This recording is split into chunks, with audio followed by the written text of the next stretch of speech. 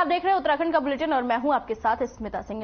और बुलेटिन की शुरुआत करते हैं बड़ी खबरों के साथ। नैनीताल लोकसभा सीट से सांसद व केंद्र में रक्षा राज्य मंत्री अजय भट्ट ने कहा कि कार्यक्रम की रूपरेखा तैयार हो गई है और अगले 30 दिनों तक प्रधानमंत्री नरेंद्र मोदी की ओर से किए गए 9 साल के ऐतिहासिक कार्य को जन जन तक पहुंचाने के लिए जनसंपर्क अभियान शुरू किया जाएगा। कार्य समिति हमारी रूटीन में होती है। हम एक संगठन में पारंगत हैं। जो लोकतंत्र के लिए संगठन की आवश्यकता होती है वो अगर कहीं है तो भारतीय जनता पार्टी के पास ही है। इसीलिए हम विश्व की नंबर 1 की पार्टी बने हैं। बूथ गांव हमारे पास पन्ना प्रमुख तक हमारे पास है। आपने देख लिया है कि पन्ना प्रमुख के बल पर हम लोगों ने गुजरात में ऐतिहासिक जीत दर्ज करी है। केंद्र में बीजेपी की मोदी सरकार अपने 10वें वर्ष में प्रवेश करने जा रही है और इसको लेकर बीजेपी उत्तराखंड ने प्रदेश कार्य समिति की बैठक आयोजित की है और इस बैठक में कई महत्वपूर्ण निर्णय लिए गए हैं और पार्टी ने एक राज्य स्तरीय जनसंपर्क अभियान चलाने का भी निर्णय लिया है और जिसके जरिए आम जनों तक केंद्र और राज्य सरकार के नीतियों को पहुंचाने का कार्य करेंगे। रूप से सरकार के 9 वर्ष पूरे हुए 10वें वर्ष में हम लोग प्रवेश कर रहे हैं तो अपनी केंद्र सरकार की उपलब्धियां, राज्य सरकार की उपलब्धियां, इसको दरवाजे तक हर घर तक पहुंचाने की कार्य योजना इस बैठक में बनाई है।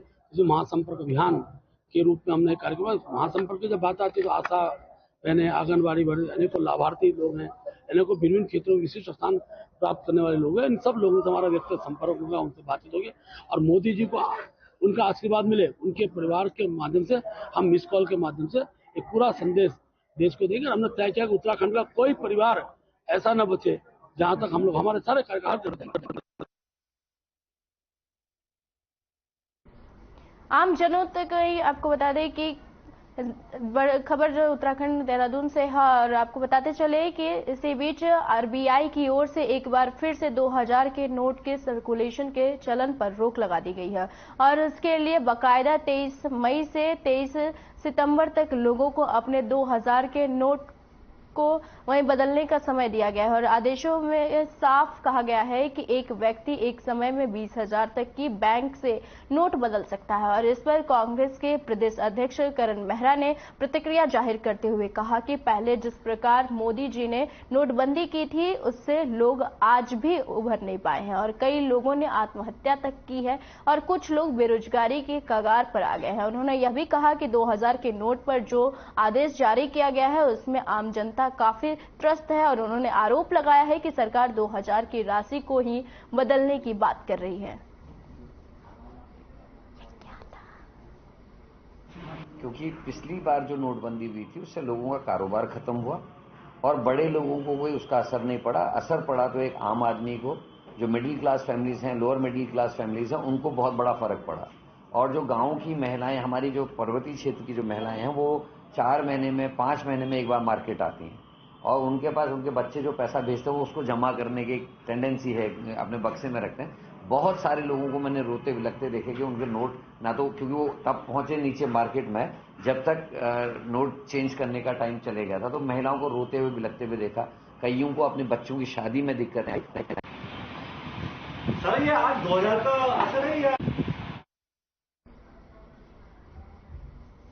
खबर देहरादून से है जहां उत्तराखंड के पूर्व मुख्यमंत्री और वर्तमान लोकसभा सांसद डॉक्टर रमेश पोखरियाल निशंक ने प्रदेश कार्य समिति बैठक को लेकर कहा कि सरकार का 9 वर्ष का समय रह गया है और देश और दुनिया के लिए एक मिसाल है और इस ऐतिहासिक समय को जनता के साथ उत्सव के रूप में मनाने का संकल्प भारतीय जनता पार्टी ने लिया है और इसलिए उत्तराखंड के चप्पे चप्पे पर भारतीय जनता पार्टी अपना वर्चस्व मजबूत कर रही है और जिसमें हमारे विधायक गण और मंत्रीगण इनमें वर्चुअली माध्यम से प्रधानमंत्री नरेंद्र मोदी भी मार्गदर्शन देंगे। और डॉक्टर रमेश पोखरियाल निशंक ने कहा कि हमारा फोकस अब पार्टी को और मजबूत करना है। पार्टी जिन बूथों पर कमजोर है वहां पर ज्यादा से ज्यादा जनसंपर्क अभियान बढ़ाया जाएगा और कार्यकर्ताओं के साथ बैठक कर आगे की रणनीति को तय किया जाएगा। सरकार के 9 वर्ष के जो ऐतिहासिक समय जो पूरे देश और दुनिया में चर्चित रहा है, ऐतिहासिक समय को जनता के साथ उत्सव के रूप में कैसे मनाया जा सकता है, और इसीलिए पूरी उत्तराखंड के चप्पे चप्पे में सघन अभियान होगा, जिसमें हमारे मंत्रीगण, जिसमें सारे विधायकगण, जिसमें सभी प्रदेश पदाधिकारीगण, केंद्रीय मंत्रीगण भी आएंगे। खबर देहरादून से है, जहां उत्तराखंड के प्रदेश सह प्रभारी रेखा वर्मा ने प्रदेश कार्य समिति बैठक को लेकर कहा कि केंद्र सरकार और राज्य सरकार 9 साल से जो योजनाएं चला रही है उसको धरातल पर लेकर कैसे जाना है, यह पार्टी ने बैठक में तय किया है। रेखा वर्मा ने यह भी बताया है कि वही आपको भारतीय जनता पार्टी इस पर काम कर रही है और आगे भविष्य में जनता की बेहतर के लिए भी क्या कुछ किया जा सकता है, इस पर भी विचार किया जा रहा है। और उन्होंने यह भी बताया कि कार्य समिति हर 6 महीने में होती है और हम इसकी हर 6 महीने के बाद समीक्षा करते हैं और जनता के बीच कैसे बेहतर समन्वय स्थापित कर सकते हैं और किस तरह के बूथ मजबूत हो, इन सब पर भी हर 6 महीने पर विचार किया जाता है। को ध्यान में रखते हुए हमने एक बैठक की है।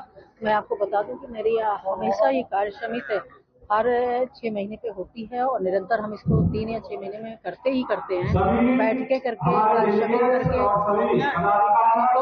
निरंतर करते रहते हैं और जनता के बीच में कैसे हमारे कार्यकर्ता काम कर रहे हैं, बूथ कैसे हमारा मजबूत हो।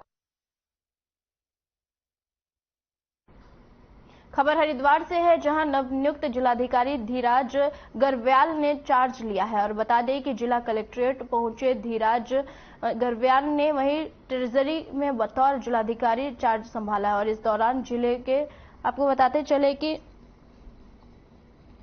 इस दौरान जिले के सभी अधिकारियों और कलेक्ट्रेट कर्मचारियों ने नए जिलाधिकारी का स्वागत किया और मीडिया से बात करते हुए जिलाधिकारी ने अपनी प्राथमिकताएं गिनाते हुए कहा कि हरिद्वार करोड़ों हिंदुत्व की आस्था का केंद्र है और उनका प्रयास रहेगा कि धर्म नगरी का स्वरूप बना रहे और साथ ही जिले के सभी विभागीय अधिकारियों के सहयोग से जिले भर में चल रही सभी विकास की योजनाओं को भी पूरा करने के लगातार काम किया जाएगा।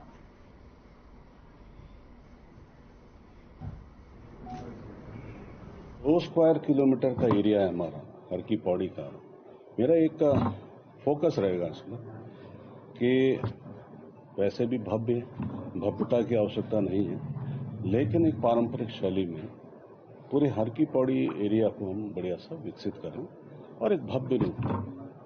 तो यही कल हमने ज्वाइनिंग करने से पहले गंगा सभा के जितने भी पदाधिकारी थे उन लोगों से मेरी मीटिंग भी हुई, एक औपचारिक मुलाकात हुई।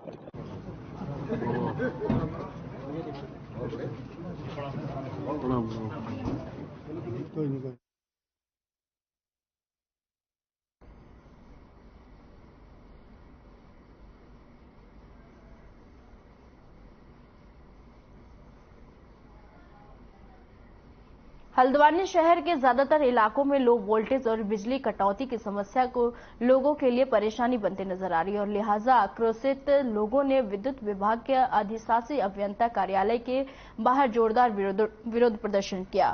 साथ ही आपको बता दें कि विरोध प्रदर्शन करते हुए शहर में लो वोल्टेज और अघोषित विद्युत कटौती से निजात दिलाने की मांग की और वहीं बिजली विभाग के अधिशासी अभियंता विनोद कुमार पांडे ने कहा कि जिन इलाकों में फॉल्ट आया है जल्द ही उनको दुरुस्त कर दिया जाएगा और साथ ही विद्युत विभाग द्वारा प्रयास किया जाता है कि कम से कम बिजली कटौती हो।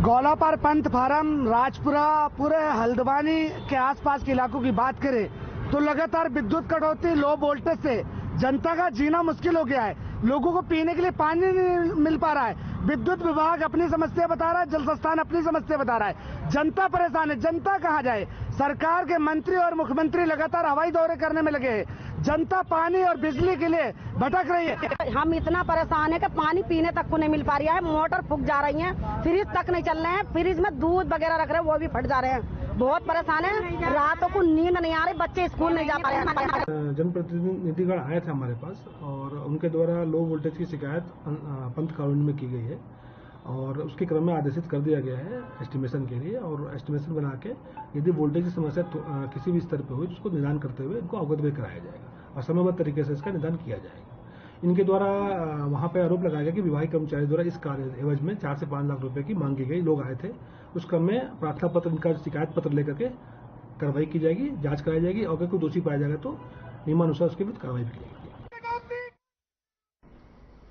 हल्द्वानी में प्रशिक्षण और सेवा योजना निदेशालय में निदेशक हरवीर सिंह ने सेवा योजन विभाग से जुड़े तमाम अधिकारियों के साथ बैठक की है और मीडिया से बात करते हुए उन्होंने बताया कि मुख्यमंत्री द्वारा यह स्पष्ट निर्देश है कि प्रशिक्षण और सेवा योजना निदेशालय में जो भी बच्चों के पंजीकरण से लेकर उनके रोजगार मिलने तक वे सारे रिकॉर्ड रखना बेहद जरूरी है। और देहरादून में जल्द ही एक रोजगार मेला आयोजित होने वाला है और जिसमें केंद्र सरकार के मंत्री, राज्य के मुख्यमंत्री और राज्य के विभागीय मंत्री मौजूद रहेंगे, जिसमें बड़ी संख्या में छात्रों को रोजगार से संबंधित नियुक्ति पत्र दिया जाएगा और ऐसे छात्रों के पंजीकरण और उनको किन जगहों पर रोजगार दिया जाएगा उसकी सारी जानकारी विभाग के पास हो और इसको लेकर अधिकारियों को निर्देश दिए गए हैं।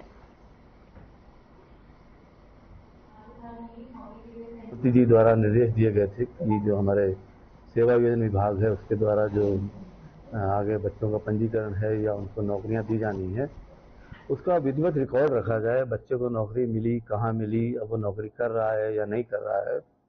और आगामी कुछ दिनों में ही भारत सरकार के जो है हमारे केंद्रीय मंत्री हैं और माननीय मुख्यमंत्री जी और हमारे जो विभागीय मंत्री हैं वो एक रोजगार मेला करने जा रहे हैं देहरादून में।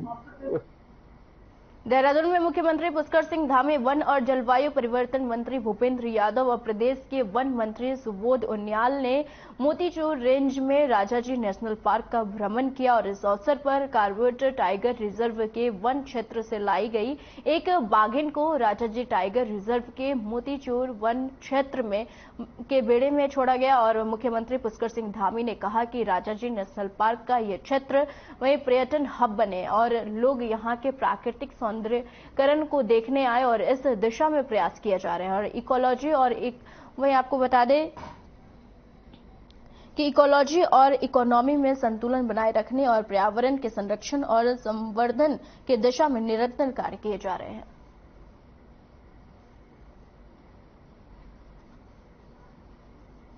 बैंक की ओर से एक बार फिर मिनी नोटबंदी करी गई है, 2000 का नोट फिर बंद कर दिया गया। कई तरह की प्रतिक्रिया इस पर सामने आ रही है। देखिए, हमारे देश के प्रधानमंत्री आदरणीय मोदी जी ने जब वो प्रधानमंत्री देश के बने थे उसी समय से कहा था कि काले धन पर वो अंतिम समय तक अंतिम प्रहार करेंगे जब तक कि ये पूरा काला धन समाप्त न हो जाए।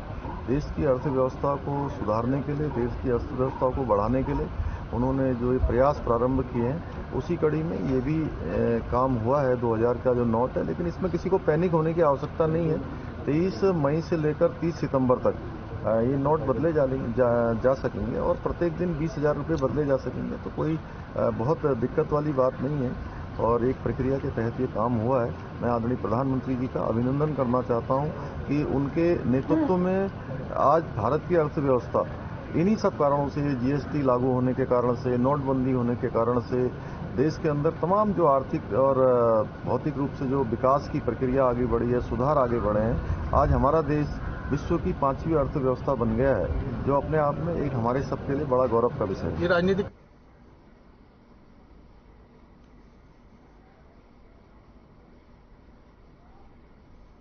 2000 रुपए के नोट को चलन से वापस लेने की घोषणा का मुख्यमंत्री पुष्कर सिंह धामी ने स्वागत किया है। उन्होंने कहा है कि प्रधानमंत्री नरेंद्र मोदी के नेतृत्व में चलने वाली केंद्र सरकार द्वारा पहले लिए गए नोटबंदी के फैसले का असर लगातार दिखाई दे रहा है और कठिन परिस्थितियों में भी देश की अर्थव्यवस्था में बढ़ोतरी हो रही है। मुख्यमंत्री धामी ने यह भी कहा कि पहले हम 11वें नंबर की अर्थव्यवस्था होते थे, आज हम 5 नंबर की अर्थव्यवस्था है। उन्होंने पड़ोसी मुल्क का उदाहरण देते हुए कहा कि वहां पर किस तरह से भुखमरी और लाचारी देखी जा रही है।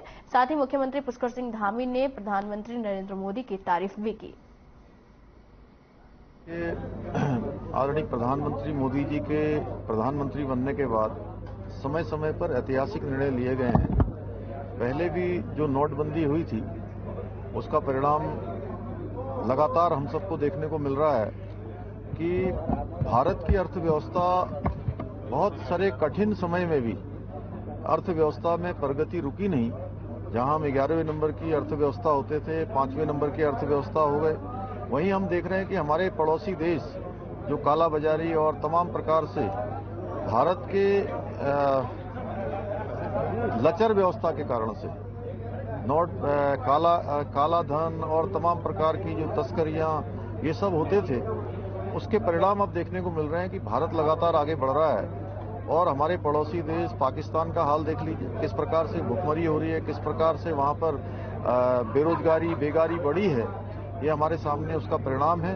मैं आदरणीय प्रधानमंत्री जी का धन्यवाद करना चाहता हूं कि उन्होंने पहले नोटबंदी करी और अभी आरबीआई ने जो निर्णय लिया है, ये निश्चित रूप से कहीं न कहीं उनका एक कथन कि इस जो काले धन का जो व्यापार है, काले धन का जो काम है, उसको पूरी तरह से जड़ से समाप्त करूंगा उन्होंने कहा था, वो इस दिशा में।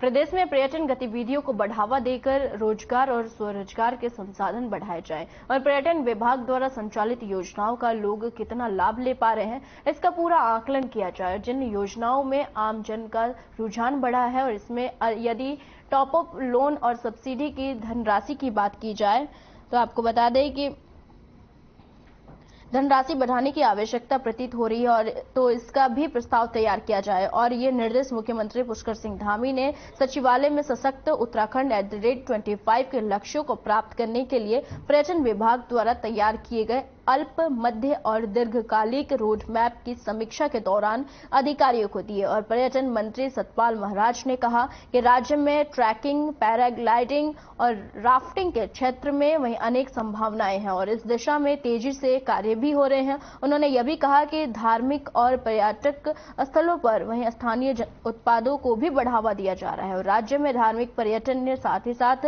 आध्यात्मिक और साहित्यिक और पर्यटन को भी तेजी से बढ़ावा दिया जा रहा है।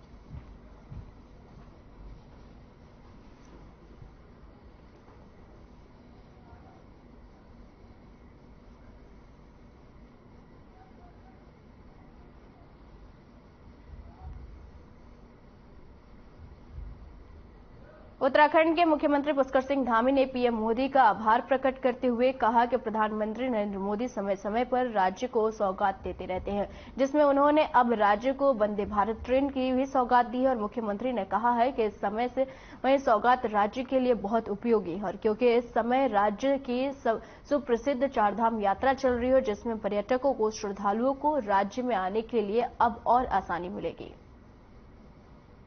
बात करना चाहता हूं कि हमको जो है वंदे मातरम जो एक्सप्रेस है उसकी सौगात मिली है। उसके मिलने से कहीं ना कहीं जो आने जाने वाले, दिल्ली तक यात्रा करने वाले लोग हैं, उन सभी को बहुत बड़ा लाभ होने वाला है। हमारे यहाँ पर यात्रा भी चल रही है, यहाँ पर पर्यटक सीजन भी चल रहा है, उस सीजन में भी और जो 12 महीने का जो काम है, उस 12 महीने के काम में आने जाने वाले लोगों को एक बड़ी राहत मिलेगी। सबका मैं इसके लिए प्रधानमंत्री जी का धन्यवाद करता हूँ। Thank you sir. भारतीय रिजर्व बैंक ने 2000 रुपए के नोट को चलन से बाहर करने की घोषणा की है। हालांकि इस मूल्य के नोट बैंकों में जाकर 30 सितंबर तक जमा कर बदले जा सकते हैं और आरबीआई ने बयान जारी कर कहा है कि अभी चलन में मौजूद 2000 रुपए के नोट 30 सितंबर तक वैध मुद्रा बने रहेंगे। और इसके साथ ही आरबीआई ने बैंकों से 2000 रुपए का नोट देने का तत्काल प्रभाव से कहा गया है। साथ ही आपको बता दें कि केंद्रीय राज्य मंत्री अजय भट्ट ने कहा है कि 2000 की नोटबंदी भी केंद्र सरकार का बेहतर कदम है और जिन काला धन रखने वालों ने 2000 के नोट काले धन के रूप में अपने पास कैद रखा है, शायद अब उनकी खैर नहीं है। जमाखोरी और भ्रष्टाचार पर लगाम लगाएगी और केंद्र सरकार का एक बेहतरीन कदम है और ऐसे साहसिक निर्णय की जितनी प्रशंसा की जाए उतनी कम है।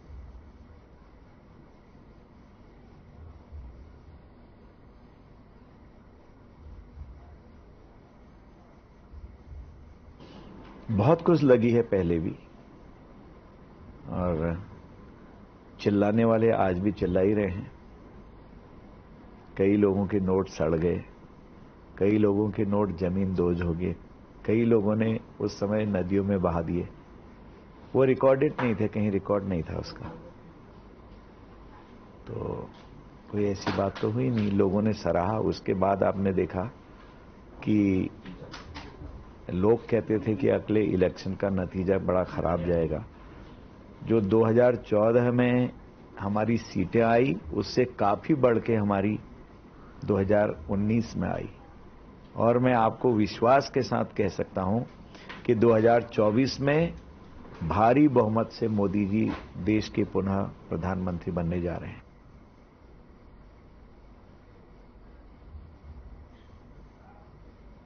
लक्ष्मण झूला थाना क्षेत्र में 24 मई को होने वाले G20 के कार्यक्रम को लेकर पुलिस ने सुरक्षा की दृष्टि से पूरे क्षेत्र को 5 जोन और 12 सेक्टर में विभाजित कर दिया है। जोन और सेक्टर की जिम्मेदारी 5 एसपी और 8 सीओ को सौंपी गई है और वहीं एसएसपी श्वेता चौबे जी को वहीं 20 के कार्यक्रम को लेकर भी व्यवस्था जांचने के लिए लक्ष्मण झूला थाना क्षेत्र पहुंची और उन्होंने कार्यक्रम स्थल का गहनता से निरीक्षण किया। अधीनस्थ अधिकारियों से सुरक्षा व्यवस्था को लेकर फीडबैक भी लिया और एसएसपी ने बताया कि सुरक्षा में किसी भी प्रकार की चूक न हो, इसके लिए 23 मई को कार्यक्रम स्थल के पास पुलिस सुरक्षा व्यवस्था की रिहर्सल होगी और 24 मई को कार्यक्रम के दिन दोपहर 1 बजे से रात 10:30 बजे तक पूरा क्षेत्र 0 जोन रहेगा।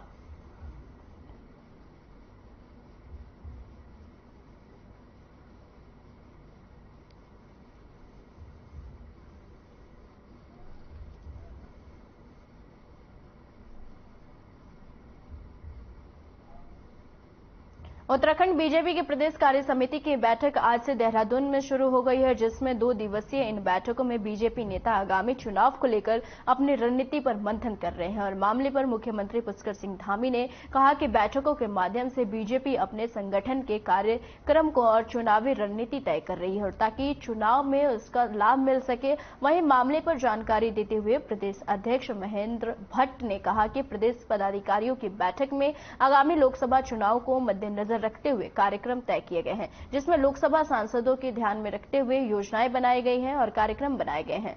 आपको बता दें कि जनता तक बीजेपी की पकड़ मजबूत हो सके और बीजेपी को चुनाव में उन्हीं का लाभ मिल सके। ये जनता पार्टी की केंद्र की सरकार माननीय प्रधानमंत्री मोदी जी के नेतृत्व में चलने वाली सरकार ने 9 सालों का कालखंड पूरा किया है और इस 9 साल के कालखंड में अभूतपूर्व निर्णय लिए गए हैं। ऐसे निर्णय लिए गए हैं जो आम जनता को, सामान्य जनता को, गरीबों को, पिछड़ों को और जो समाज के अंतिम छोर में लोग रहते थे, उन सबको जिन योजनाओं की आवश्यकता थी, जिन नीतियों की आवश्यकता थी, जिन कार्यक्रमों की आवश्यकता थी, वो सारे कार्यक्रम इन 9 सालों में देश की जनता को आदरणीय प्रधानमंत्री मोदी जी के कालखंड में समर्पित किया गया है। तो उन सब की दृष्टि से हमारी पदाधिकारी बैठक थी और लक्ष्य एक ही रखा कि उत्तराखंड के अंदर 51% वोट, चाहे वो नगर पालिका चुनाव हो, चाहे हमारे लोकसभा के चुनाव हो, चाहे बागेश्वर का उपचुनाव हो, भारतीय जनता पार्टी 51% वोट मत कैसे प्राप्त कर सकती है, उस दृष्टिकोण के कार्यक्रम की रचना हमने की है। इसमें हमने मुख्य रूप से अपने सांसदों पर केंद्रित कार्यक्रम का स्वरूप दिया है, क्योंकि अब सांसद लोकसभा का चुनाव है, सांसदों का प्रत्येक विधानसभा में जाना हो। इस बुलेटिन में फिलहाल के लिए इतना ही। मुझे दीजिए इजाजत। नमस्कार। जाएंगे।